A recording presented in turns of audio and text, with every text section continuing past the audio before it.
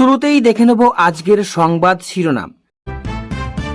লাঠিঝাঁটা হাতে রুখে দাঁড়ান 2026 সালের তৃণমূল বিসর্জনে হুঙ্কার বিজেপি নেতার। সুনামি পর্বে সতর্ক কমিশন, নাম যাচাইয়ে 400 মাইক্রো অবজারভার। পরক্রিয়ার অভিযোগে স্ত্রীর সঙ্গে তৃণমূল নেতার বিয়ে দিলেন ব্যক্তি। বাংলাদেশের সংহিতার মধ্যে শেখ হাসিনার ভাই প্রবেশ করলে ভারতের কাঁধে হাত রাখলেন। রাজ্যের প্রস্তাবে সিলমোহর রাজ্যপালের। 100 দিনের কাজের কর্মসূচি হল মহাত্মাশ্রী। মমতাকে প্রাক্তন করার চ্যালেঞ্জ ছুড়ে নতুন দল গড়ছেন হুমায়ুন কবির। বাবরি মসজিদের পাল্টা শ্রীকৃষ্ণ মন্দির গড়বেন তৃণমূলের মুসলিম বিধায়ক। বিরাট ঘোষণায় বঙ্গ রাজনীতিতে আলোড়ন। মোদী ক্যাবিনেটে বড় রদবদল, বাদ পড়ছেন দাপুটে নেতারা, বড় বাজি ধরল বিজেপি। নবাবের মুর্শিদাবাদ থেকে ঠিক হবে বাংলার ভবিষ্যৎ। রাজনীতি মমতাকে চ্যালেঞ্জ ছুড়ে প্রাক্তন করার হুঁশিয়ারি হুমায়ুনের। এসআইআর এর নতুন অপশন নিয়ে চরম সংঘাত, বিএলওদের কাছে বয়কটের ডাক উত্তাল নির্বাচন দপ্তর। তাসের ঘরের মতো ভাঙছে তৃণমূল বিজেপি। মুর্শিদাবাদে অধীরের হুঙ্কার কি বদলে যাবে বিধানসভা সমীকরণ? সিএম নীতিশ কুমারের হিজাব বিতর্ক নিয়ে বাবা বাগেশ্বরে ধীরেন্দ্র শাস্ত্রীর বড় বক্তব্য। যাই হোক, 52 লক্ষ বাড়ি মাতোয়াদের আশ্বাস, কুয়াশার চাদরে ঢাকা পড়া বার্তা দিন শেষে তুলে ধরলেন মোদী। ম্যান্ডেটারি নয়, ডিএ নিয়ে মুখ্যমন্ত্রী দাবি খারিজ করে এলো বড় বার্তা। শুভেন্দুর মালদহ সফর রুখতে পুলিশ প্রাচীর, সভা ঘিরে চরম উত্তেজনা, ফের হাইকোর্টের দরজায় বিজেপি। বিজেপি অফিসে কেন যাচ্ছে বিহারি নম্বর প্লেটের বাইক? স্টেশনে বিক্ষোভ তৃণমূলের, তুঙ্গের রাজনৈতিক তরজা। কারণ ছাড়াই অবজেকশন, সোমবারই হাইকোর্ট রিট পিটিশন দায়ের করেছে বিজেপি। ক্যামেরার সামনেই চলছে নোট গণনা। বেলডাঙ্গার বাবরি মসজিদ নির্মাণে হুমায়ুন কবির স্বচ্ছতা অভিযান। হিন্দুদের উপর হামলা ইসলাম সমর্থন করে না, বাংলাদেশের পরিস্থিতি নিয়ে গর্জে উঠলেন ভারতীয় মুসলিমরা। তারেক রহমানের ফেরার ঘোষণায় কেন জ্বলছে বাংলাদেশ? বিস্ফোরক দাবি মির্জা আব্বাসের। 100 নিচে তৃণমূল, বাড়বে বিজেপি। বিস্ফোরক ঘাসফুলের টিকিটে যেটা বিধায়ক। পশ্চিমবঙ্গে মহাজঙ্গল রাজ চলছে, অফশোর শাসনকে বাংলাকে মুক্তির ডাক দিলেন মোদী। খসড়া তালিকায় 25 লক্ষ ভোটারের নাম বাদ, পদবি ভুল, কিভাবে সংশোধন করবেন? পটাশপুরে বড়সড় ভাঙন, তৃণমূল ছেড়ে পদ্ম শিবিরে এক ঝাঁক কর্মী, ভোটের মুখে চাপে শাসক দল। মহাত্মা গান্ধী নামে রাজ্যের নতুন প্রকল্প মহাত্মাশ্রী, জানুন বিস্তারিত। অনুপ্রবেশকারীদের যাচাইয়েই কি এসআইআর এর বিরোধিতা? তাহেরপুরে ভার্চুয়াল সভায় তৃণমূলকে ধুয়ে দিলেন মোদী। জমি বা অর্থ থাকলে হবে না, বাবরি মসজিদ। হুমায়ুনের বিস্ফোরক মন্তব্যে তোলপাড় মুর্শিদাবাদ। দিল্লি থেকে মোদীজি সব দেখছেন, ভার্চুয়াল সভার পর মেদিনীপুরে হুঙ্কার দিলীপ ঘোষের। মেসি ইভেন্টের কলঙ্কিত অধ্যায় ডুবল বাংলার মুখ, তৃণমূলকে তুলোধনা করে বিস্ফোরক দিলীপ ঘোষ। সোনার দামে বড় পতন, বছর শেষে মধ্যবিত্তদের মুখে স্বস্তির নিঃশ্বাস, জানুন আজকের লেটেস্ট আপডেট। আফগানিস্তানের হিন্দু কুশ অঞ্চলে 5.7 মাত্রায় ভয়াবহ ভূমিকম্প। কুয়াশার দাপট বাড়ছে, বড়দিনের পর ফের নামতে পারে পারদ। হাড় কাঁপানো শীতে কল্যাণী এক্সপ্রেসওয়েতে হাড় হিম করা দুর্ঘটনা, 5 যাত্রীর প্রাণ নিয়ে টানাটানি। রাত পোহালেই হুমায়ুনের নতুন দল ঘোষণা, কত আসনে জয়ের জন্য টার্গেট সেট, বুঝিয়ে দিলেন অঙ্ক। প্রিয় ভোটার দত্তে নতুন সফটওয়্যার আনছে কমিশন, কারা পাবেন অ্যাক্সেস? হাদি হত্যাকাণ্ডে এবার নাম জড়ালো ইউনেসের বিশেষ উপদেষ্টা খোদা বক্স চৌধুরীর। 2026 মহরণের আগে মেকলিগঞ্জে তৃণমূলের রক্তরক্ষণ, 100 পরিবার পদ্ম শিবিরে যোগদান। সংঘের প্রচারক সঙ্গে থেকে বিজেপির সেনাপতি, চিনে নিন রাজনীতি পণ্ডিত শ্রমিক ভট্টাচার্যকে। কৃষিকাণ্ড ও অনুপ্রবেশ ইস্যুতে তৃণমূলকে করা তোপ মোদীর, ফুটবল প্রেমী বাংলার লজ্জা নিয়ে সরব প্রধানমন্ত্রী।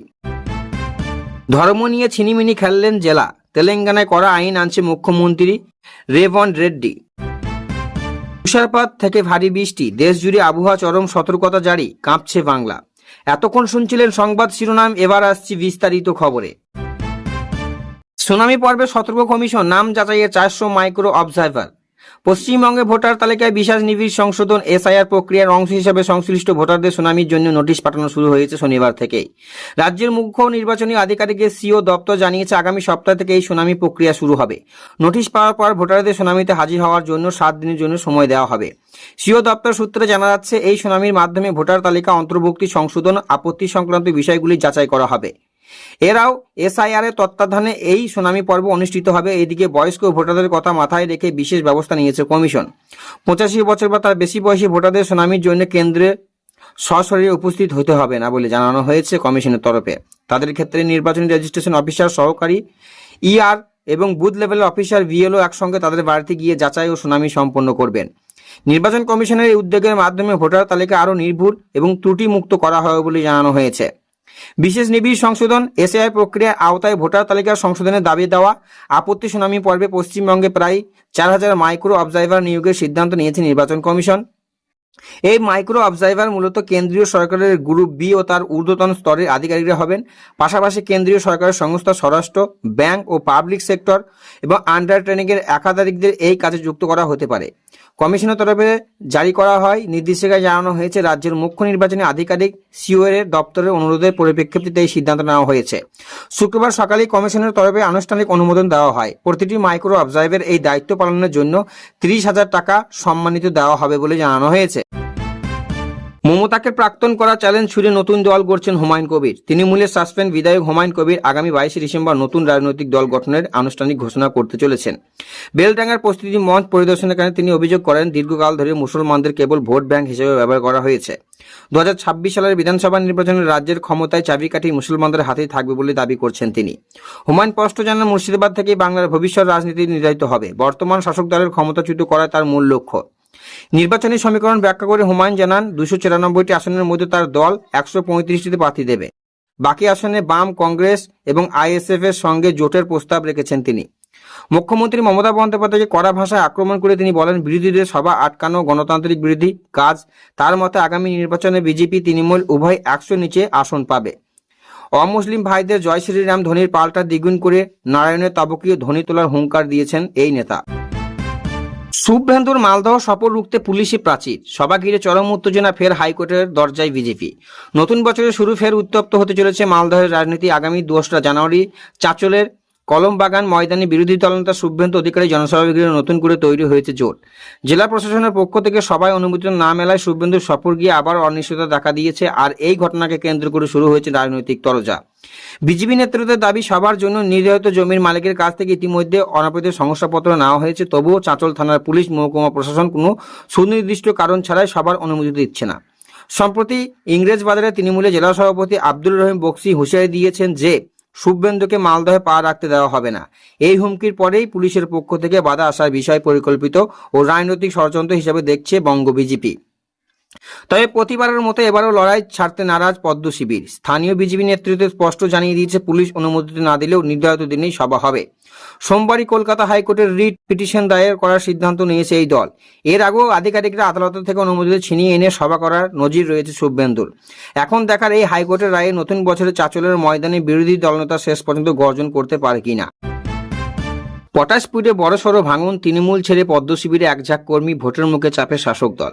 পূর্ব মেদিনীপুর জেলার পটাশপুর রাজনৈতিক সমীকরণ এক ধাক্কায় বদলে গেল। পটাশপুরে তৃণমূল শিবিরে বড়সড় ভাঙন ধরিয়ে বিজেপিতে যোগ করলেন 9 জন সক্রিয় কর্মী।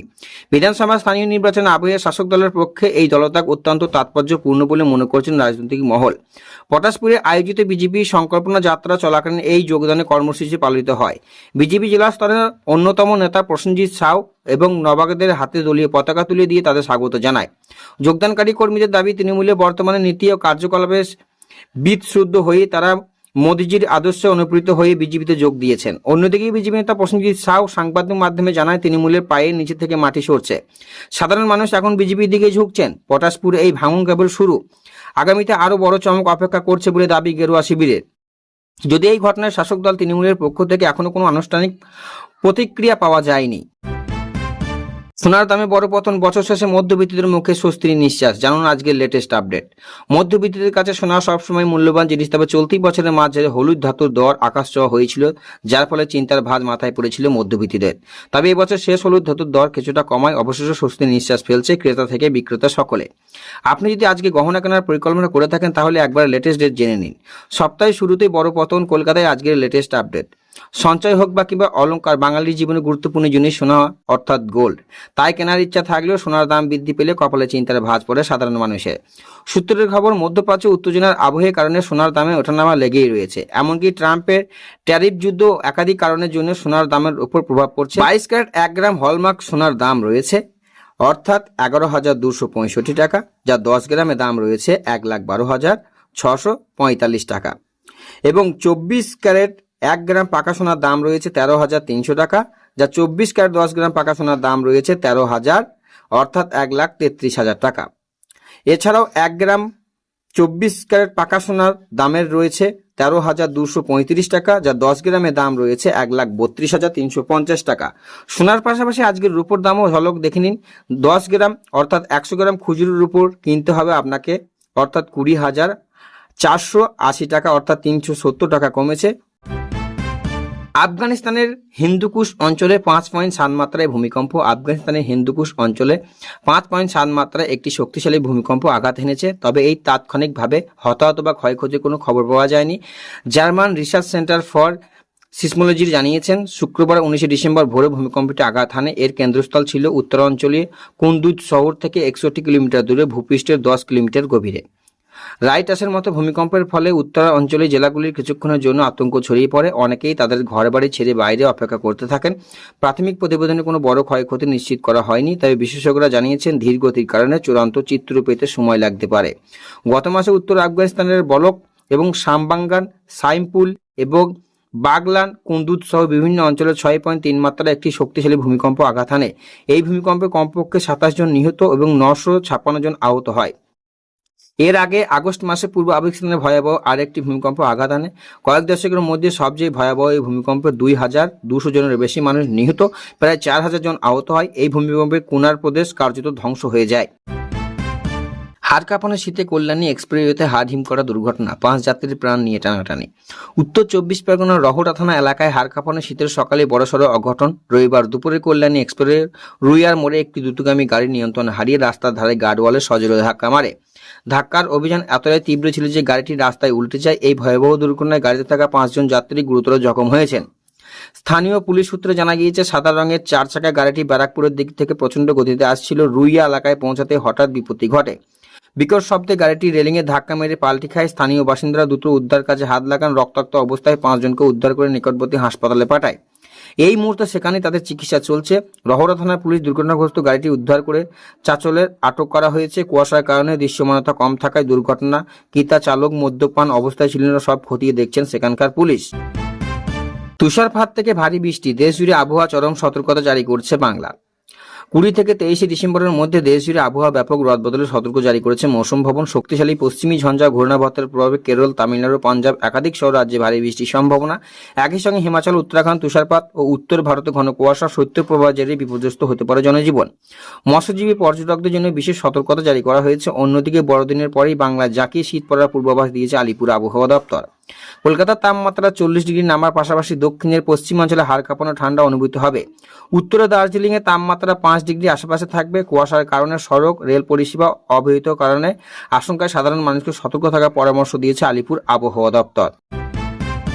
রাত পোহালেই হুমায়ুনের নতুন দল ঘোষণা, কত আসনে জয়ের জন্য টার্গেট তা বুঝিয়ে দিলেন হুমায়ুন কবির। বছর ঘুরলেই সিউড়ে 2026 বিধানসভা ভোট রাজ্যে। তার আগে রাত পোহালেই 22 ডিসেম্বর সাসপেন্ড তৃণমূল বিধায়ক হুমায়ুন কবির ঘোষণা করতে ছিলেন তাদের নতুন দলের। 2026 সালের পাখির চোখ রেখে সদ্য রেজিনগর রিলায়েন্স ময়দানের প্রস্তুতি সভায় এই আসন্ন নতুন দলের জন্য জয়ের টার্গেট সেট করে দিলেন হুমায়ুন। হুমায়ুনের সাফ বার্তা, শুধু অর্থ বা জমি দিয়ে বাবরি মসজিদ তৈরি করা যাবে না, তার সঙ্গে চাই শক্তি। ফলত 2026 বিধানসভা নির্বাচনে তারা নয়া দলের প্রার্থীদের জেতানোই হবে। 22 ডিসেম্বর সোমবার নতুন দল ঘোষণার কথা হুমায়ুন, আর তারই আগমন হুমায়ুন জানিয়ে রাখলেন 2026 ভোটে কোনো অঙ্কে তার দল নিয়ে তিনি এগোতে চান। হুমায়ুন বলেছেন, 2026 ভোটে বাংলায় অত্যন্ত 90 আসনে জয়লাভ তার লক্ষ্য। তার বার্তা, বিজেপি তৃণমূল কেউ বাবরি মসজিদ করতে দেবে না। সেক্ষেত্রে তারা পার্টি যাতে একটি তাৎপর্যপূর্ণ সংখ্যক আসন দখল করে এবং শক্তির চাবিকাঠির সঙ্গে রাখতে পারে সেই লক্ষ্যেই রয়েছেন হুমায়ুন। তিনি বলছেন, টাকা জমি দিয়ে বাবরি মসজিদ করা যাবে না। আমাদের সম্প্রদায়ের মানুষ যতক্ষণ না ক্ষমতায় আসছেন ততক্ষণ এই মসজিদ কেউ করতে দেবে না। তাই আগামী নির্বাচনে অত্যন্ত কমপক্ষে 90টি আসন আমাদের জিততে হবে। সরকারের নির্ণয়ে ভূমিকা নিতে হবে। আমরা সব এগিয়ে আসুন, এই দল হবে আপনাদেরই দল। মুর্শিদাবাদের ক্ষেত্রে তার পার্টির ভোটে লড়াইয়ের অঙ্ক কি হবে সাফ জানিয়ে রাখলেন হুমায়ুন। বলছেন, মুর্শিদাবাদে মোট 12টি আসনের মধ্যে আমি 9টি আসন লড়ব। তৃণমূলকে নজরে রেখে হুমায়ুনের বার্তা, অধীর চৌধুরী কংগ্রেসে ছাড়ব 9টি আসন, সিপিএমকে 3টি আসন, নওশাদের দলের 1টি আসন ছাড়ব। এতে তৃণমূল শূন্য হবে। 11 শুক্রবার জুম্মার নামাজের পর হুমায়ুন দাবি করেছিলেন 22 ডিসেম্বর বিপুল জনতার ভিড় হবে। তার সবাই বহরমপুরের মাটিতে রেকর্ড ভিড় হবে, আর সেখানেই তিনি নিজের নতুন দলের নাম কর্মসূচি ঘোষণা করতে চলেছেন।